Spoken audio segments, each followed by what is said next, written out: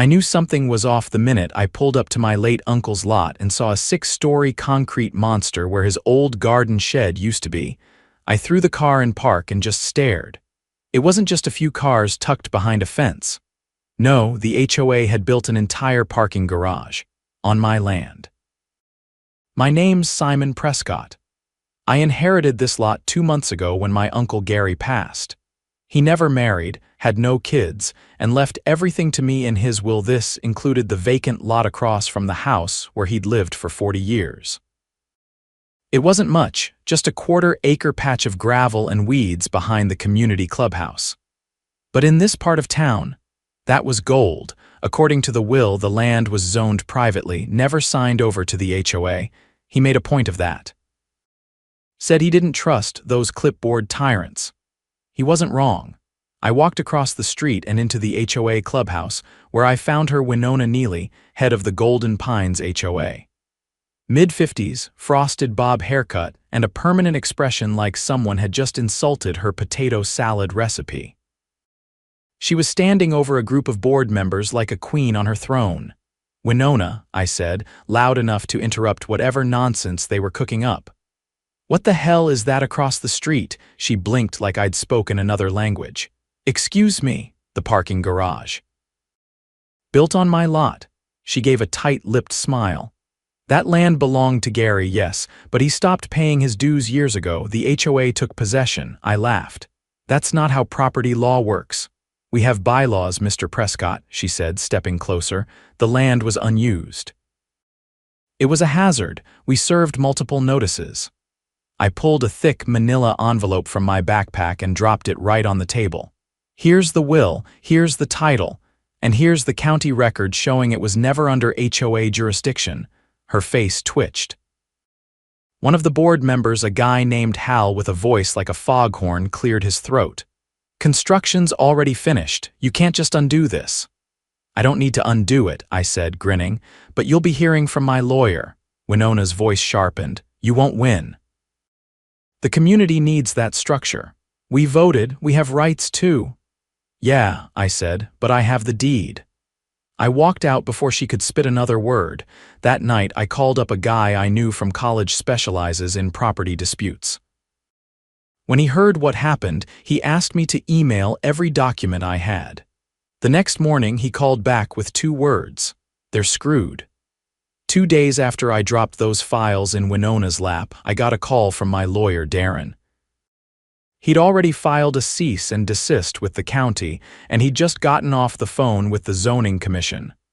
"They never pulled a permit," he said. "Not one.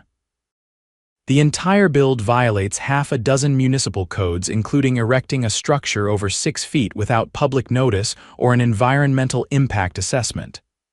I was silent for a beat. "So they just built it on a guess. Looks like they bribed someone at the permit office or forged paperwork." "Either way, the county's opening an investigation. You're going to want to swing by the Civic Center tomorrow." I showed up early. The zoning commissioner, a lean man in square glasses named Merritt, met me in a cramped office that smelled like burnt coffee and printer toner. He slid a folder across the desk.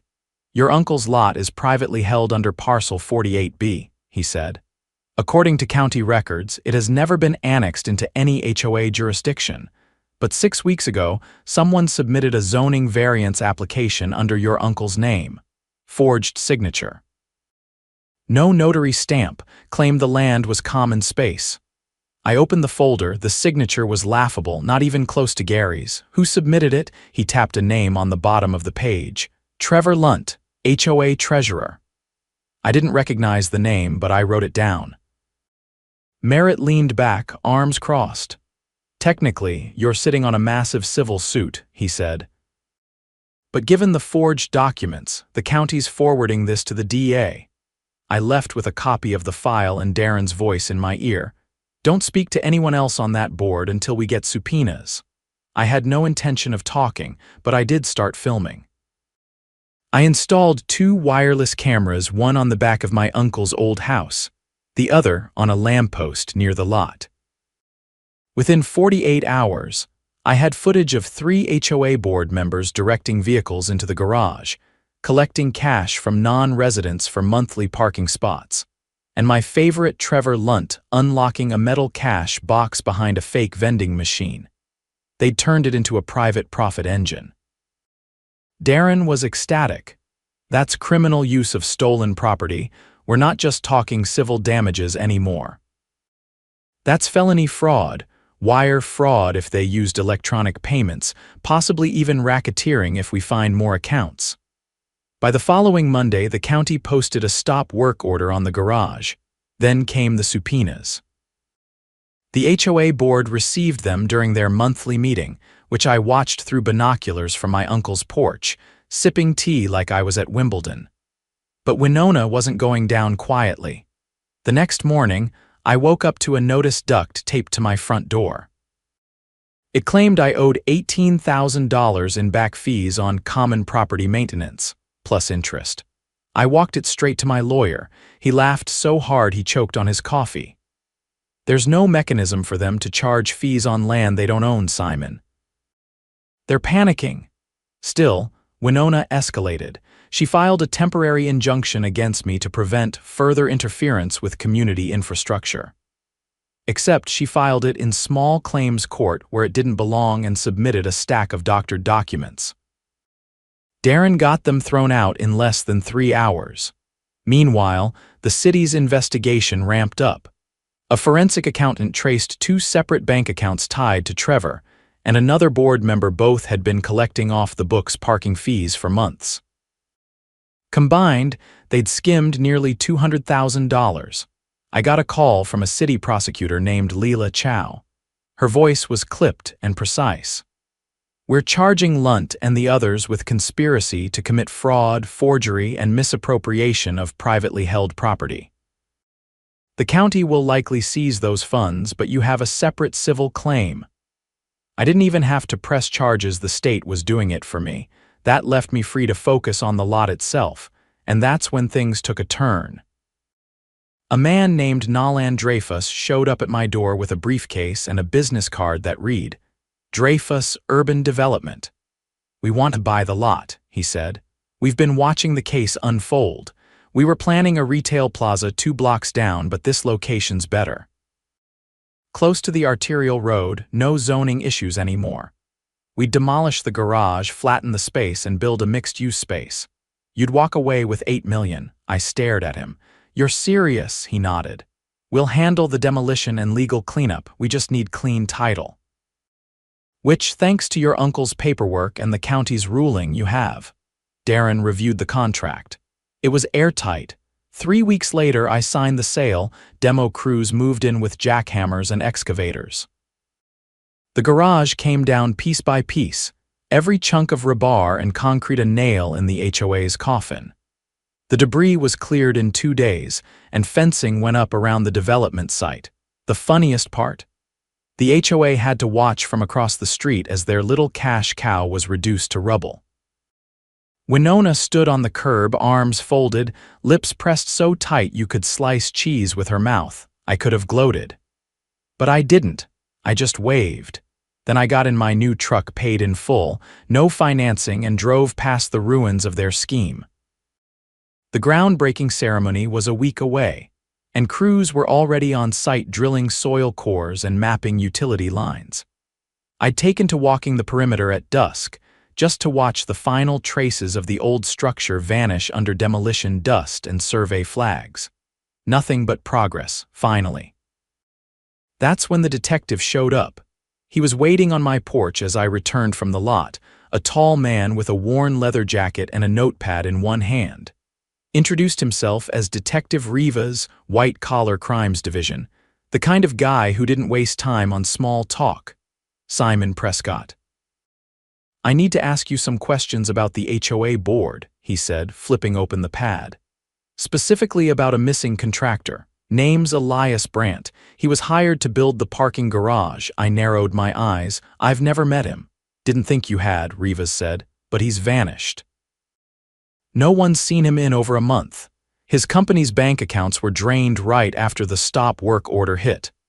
"Are you telling me they made him disappear?" I asked. He didn't answer right away, just wrote something down. "We're not there yet." But we did find his name on a wire transfer from an account linked to Trevor Lunt. $38,000, labeled consulting.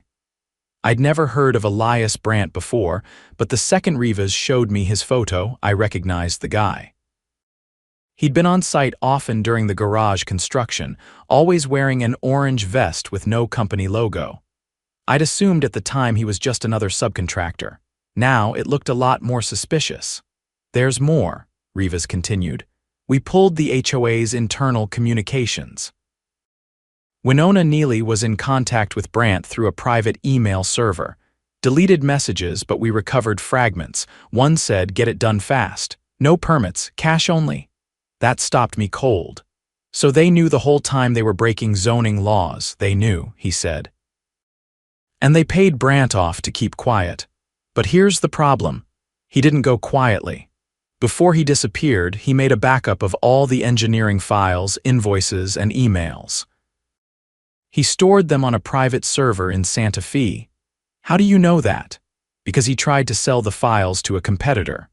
A rival HOA said the Golden Pines board was sitting on enough liability to bankrupt the whole neighborhood. But then he didn't show up to the meeting where he was supposed to hand them over. I leaned against the porch rail. So now the files are out there and the guy's missing. Rivas nodded grimly. And we think someone on the board found out where the files were headed. I didn't say anything for a moment. My thoughts were racing. This wasn't just HOA overreach anymore. This was criminal conspiracy, wire fraud, and now possibly even obstruction or worse. Does the DA know? I finally asked. They're building a case, but it's delicate. If someone on that board harmed Brandt, we need to prove intent. Right now, we're treating it as a missing persons case with potential foul play. That night, I couldn't sleep. The next morning, I drove to the county archive building, not for more documents, but to meet someone. Her name was Miriam Hall, a retired city planner who had overseen development permits 20 years ago. Darren had connected me with her through a mutual contact. She met me in the lobby, carrying an old accordion folder filled with hand-drawn maps and handwritten meeting minutes. "I remember your uncle," she said, settling into a chair. "He was the only resident who actually read the zoning bylaws. Used to show up to planning meetings with color-coded tabs." I smiled faintly. "That sounds like him." She opened the folder and pulled out a faded blueprint. "Here, parcel 48B, originally part of a utilities staging area, never reassigned. Your uncle had it surveyed in 1999 and registered the boundary as private use only. That designation can't be changed without a full vote by the Planning Commission. So the HOA never had a shot at claiming it legally," I said. "Not unless they bribed someone," she said flatly. Which, given what I've read, wouldn't surprise me one bit. That gave me an idea. I asked Darren to file a Freedom of Information Act request for all communications between the HOA and the Planning Commission over the last year. What we got back was shocking. There were over 200 emails between Trevor and a former assistant clerk named Owen furling a man who'd quietly resigned 3 weeks before the garage was condemned. One email stood out.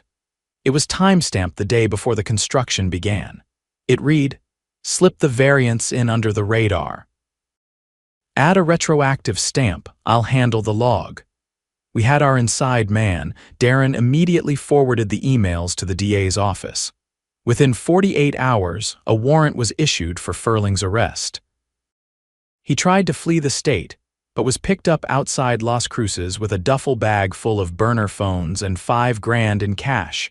Furling flipped almost instantly. He admitted to forging the zoning variance, backdating inspection reports, and deleting permit request denials from the public system.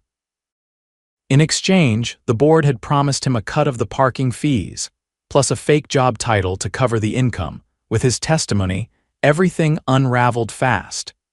The DA indicted Winona, Trevor, and 2 other board members on charges of conspiracy to defraud, forgery, and obstruction of justice. But the real bombshell came from Furling's second statement. He claimed that, after Brandt threatened to expose the scam, Trevor paid someone to handle him. That's when the missing person case became something else entirely. Detective Rivas called me late that night. His voice was tense. "We found Brandt's truck, burned, in an irrigation ditch outside town. Was he?" I didn't finish the sentence, no body, but there was blood inside.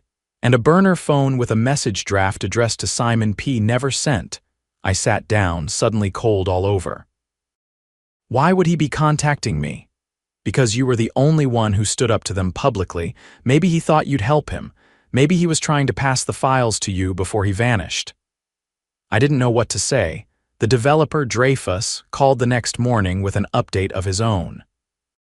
"We've had to delay the groundbreaking," he said. "City's putting up red tape while the investigation's ongoing, but we're not backing out. In fact, the press is eating this up. We've got reporters calling daily, the scandal's working in our favor." He wasn't wrong. Local news stations started running exposés on the Golden Pines HOA. Footage of board members being let out in cuffs, angry residents demanding emergency elections, and the phrase "parking garage racket" becoming a punchline on late-night radio.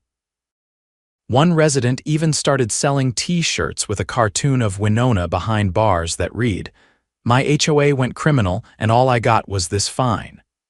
The new interim board appointed by court order reached out to me directly. A woman named Alicia Vega was acting president now, and she wanted to meet. We sat down at a neutral spot, a quiet coffee shop near the courthouse. "I'll be straight with you," she said. "We didn't know the half of what was going on. Most of us just thought they were strict, not criminal." "I believe you," I said. "But how did no one question the money? They told us it was from new dues, said we had a surplus thanks to smart budgeting. We never saw the books." I gave her a long look. "You're going to need to audit everything," she nodded. "Already in the works, and we want to formally apologize. When this is over, I'd like to invite you back to speak at the next full meeting. Let people hear the whole story." I told her I'd think about it, but I already knew my answer. A week later, I stood before 50 residents in the same meeting room where Winona had once ruled with a clipboard and condescension. This time, though, the mood was different. People clapped when I walked in. They listened. And when I finished telling them what really happened without dramatics, just facts, there was something like relief in the room. They'd been conned. But now they were free. Outside, the fences around the development site had new banners. Not HOA property signs, no.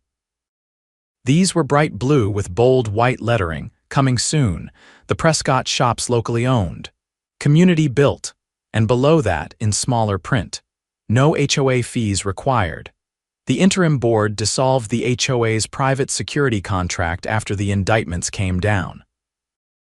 No one wanted the optics of uniformed rent-a-cops lingering around while former board members were being arraigned. That left a vacuum. A quiet one, but noticeable, especially when someone broke into my uncle's old house. It happened 2 nights after I spoke at the community meeting. Whoever it was didn't take anything, just rifled through drawers, flipped over a file cabinet, and left muddy bootprints across the study floor. There were no signs of forced entry. The door was unlocked by mistake, but the lock wasn't damaged. I reviewed the exterior camera footage. A tall figure in a dark hoodie stepped onto the porch at 2 in the morning, picked the lock in under 30 seconds, and disappeared inside. They were out again in under 5 minutes, clutching something under one arm. I sent the footage to Detective Rivas. He called back within the hour. "That wasn't random," he said. "They knew what they were after." I paced the living room, running through what might have been taken. There was a drawer full of old maps and inspection letters, some of Gary's early correspondence with city records. But none of it was digital. "Exactly why someone might want it," Rivas said. "If there's still documentation that contradicts the HOA's internal version of events and it's not already in the county's hands, that could be leverage or a liability." "Depends who's holding it. Could it be Brandt?" I asked. There was a pause on the other end. "Unlikely. We traced his last phone ping to the outskirts of Sierra Blanca, nothing since, but we are looking at one of the former board members' family members. Someone not formally tied to the case." The next day, Alicia Vega called and asked if I could come down to the new HOA office now relocated to a shared space in the strip mall, a far cry from their old clubhouse fortress. I agreed, but told her I'd bring Darren along. He didn't argue. When we arrived, Alicia looked exhausted. Her blazer was wrinkled, and there were 2 half-empty coffee cups on her desk. "We found a storage room below the clubhouse," she said, motioning toward a banker's box filled with laminated documents. "Hidden behind a false wall in the janitor's closet." Darren pulled out a file and flipped it open. His expression tightened. "These are falsified lien notices, over 100 of them. Some of them are for properties that never even existed," Alicia said. Trevor and Winona were issuing fake fines under phantom parcel IDs, then laundering the payments through a third-party landscaping company registered under a shell entity. I picked up one document. It was a maintenance fee invoice for sidewalk repair on a street that had been dug up 10 years ago and never restored. The signature was forged. The notary stamp was expired. Darren glanced at Alicia. "You realize this box alone is enough for another round of indictments?" She nodded grimly. "We've already sent copies to the DA, but I thought you should see it first. Your uncle's name is on 6 of these. They were trying to bury him in debt to force a foreclosure." I didn't respond right away. I was too busy staring at Gary's signature, crooked, jagged, and clearly not his. They tried to erase him from his own land. And when that didn't work, they forged a paper trail to make it look like he owed them everything. On the way out, Darren stopped and looked back at Alicia. "You're doing the right thing.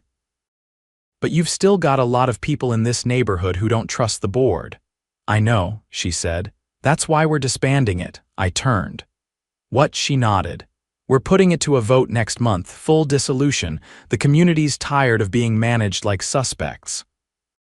We're looking into forming a cooperative instead. Transparent budgeting, rotating leadership, no fines, no enforcement power." I didn't say it out loud, but I felt something shift. Like maybe, finally, this place had a shot at becoming a real neighborhood again. Later that week, I got a call from an assistant DA named Julian Barlow. She didn't waste time with pleasantries. "We've located the server Brandt was using." "I thought that was already recovered," I asked. "We had fragments, but not the physical drive." Turns out he mailed a backup to an old friend in Albuquerque. The package sat unopened in a storage unit until they heard about the case on the news. She took a breath. "It contains full schematics of the garage, every invoice, every wire transfer, and a video." That caught my attention. "Of what?" Brandt, speaking directly to the camera. "He recorded it 2 days before he disappeared." I sat down. "What did he say?" He names names. "Says he was pressured into fast-tracking the build by threats of legal retaliation. Says the board offered him a 10% cut if he omitted structural safety inspections. He even mentions a specific concrete supplier who falsified the PSI ratings on the support beams." My stomach sank. So it wasn't just illegal, it was dangerous. Extremely. That structure wouldn't have lasted 5 years. It would have collapsed under full load. Worse if it had been raining. I closed my eyes. "And the DA's moving forward, we've added charges. Endangerment, criminal negligence, and in Brandt's case posthumously if it comes to that evidence tampering. The grand jury meets Monday." The same day the Prescott Shops project broke ground, the opening ceremony was modest. Just a row of folding chairs, a podium, and a few camera crews from local outlets. Nalan Dreyfus gave the opening remarks, praising the neighborhood's resilience and promising local tenants first access to retail leases. Then he handed me the mic. I stepped up slowly, looked out at the crowd. No suits or board members this time, just families. Teenagers on skateboards. Retired couples sipping from thermoses. Real people. "I didn't want any of this," I began. "I came here to check on a lot I didn't know I'd inherited. I thought I'd be here a week, maybe 2. Instead, I watched a group of people try to rewrite the law to serve themselves. And I watched all of you rise up and say not this time. A soft murmur of agreement rolled through the crowd. Someone in the back clapped once. This development isn't just a business deal. It's a reset. A line drawn in concrete and steel that says corruption doesn't get to win. Not here. After the applause faded, I stepped down and joined Darren near the edge of the lot. He leaned over. "You ever think about staying?" I looked around. The signs were already up. A bakery called Finch and Flour had leased the corner space. A community co-op was taking the center unit. There was talk of a public art wall. "Yeah," I said. "I've been thinking about it." The final nail in the old board's coffin came 3 weeks later. A grand jury indicted Winona Neely and Trevor Lunt on 36 counts each, ranging from felony fraud to conspiracy to commit endangerment. Owen Furling took a plea deal in exchange for testimony. Sentencing was swift. The judge didn't bother with leniency. The old clubhouse was sold at auction. The proceeds went into a community fund, managed by a newly elected council of residents. They used part of it to repair sidewalks and build a shaded plaza at the edge of the new shops. They named it Gary's Corner. I visit it every Saturday now. Sometimes I sit on the bench near the plaque. It's simple, just his name and the words. He paid attention when it mattered. And every time I sit there, I think about how close this place came to losing everything. How easily power can slip into greed. But also how, with enough light, even the darkest corners can be rebuilt, not by boards. Not by bylaws,